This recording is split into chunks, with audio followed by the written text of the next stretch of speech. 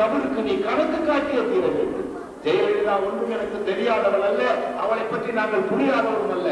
ஒரே டெலிபோன்ல ஜெயலலிதாவோடு என்னாலும் சேர முடியும்.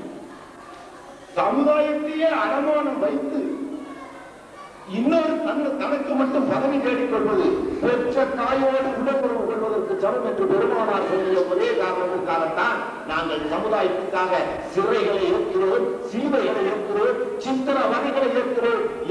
சிவச்சேதனை ஆனாலும் அதை பற்றி கவலை இல்லை. நாங்கள் ஷஹீதுகள், நாளைய முஜாஹிதீன்கள். நாளை இஸ்லாமிய மக்களுக்காக கத்தியால் குத்துப்பட்டு சாக போகின்ற மணமகனைத்தான் நாங்கள் வாழ்த்த வந்திருக்கிறோம். நீடூழி நெடுங்காலம் வாழ்க என்பதை விட நீ என்று வேண்டுமானாலும் அல்லாஹ் இவனுக்கு கொடு. அப்படி கொடுக்கும் பொழுது மட்டும் ஒரு குஃபாரின் கையால் கத்தியால் குத்துப்பட்டு சாகின்ற வரத்தை கொடு என்று நான் கேட்கிறோம். நாங்கள் மரணத்தை யாசிக்கவில்லை, அல்லாஹ்விடம் அது ஹராமாக்கப்பட்டிருக்கிறது. மரணத்தை நேசிக்கின்றோம். நாளை எங்களுக்கு ஒவ்வொரு ஜிஹாத் கமிட்டிக்காரனுக்கும் நல்ல மையத்தை வகுத்த இறைவன் கொடுக்க வேண்டாம்.